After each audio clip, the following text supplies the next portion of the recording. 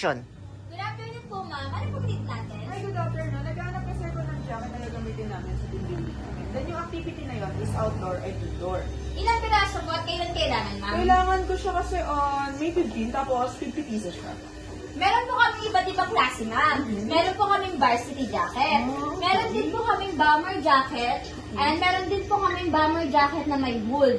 At eto po, ma'am, meron din po kaming parka detachable na tatanggal po yung hood po niya. Okay. Sige. Tapos ito pala yung design ko. Pakita ko sa'yo. Ito yung design ko sa BPI. Sa BPI po kayo. So, since sa BPI po kayo, ma'am, ang pwede ko po i-suggest po sa inyo is bomber jacket. Pwede po itong thread na po na ito. Oh, okay. Bagay na bagay po sa mismong design ninyo. Okay, sige. Sa design nyo naman, ma'am, ang pwede nating, print, types of print po natin is DTF print or kaya naman po, embroidery print. Ganito yung print ng embroidery. Magkano naman pag, magkano yung difference yung dalawa?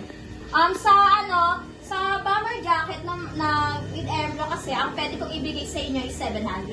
700. Opo. Okay. Pero, dito naman po sa DTF print, ang pwede kong ibigay is 600. So, ma'am, ang pwede kong i-suggest is embroidery. So, kasi sa May 15 pa naman siya, meron pa naman tayong time. Mas better talaga sa bomber jacket, yung embroidery.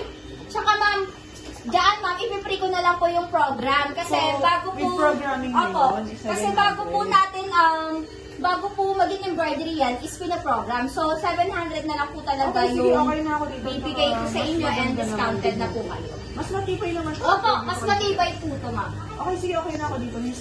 So, go ko na tong gantong kulay din. Maroon. Okay po, ma'am. Okay. Thank you, ma'am. Sige, thank you.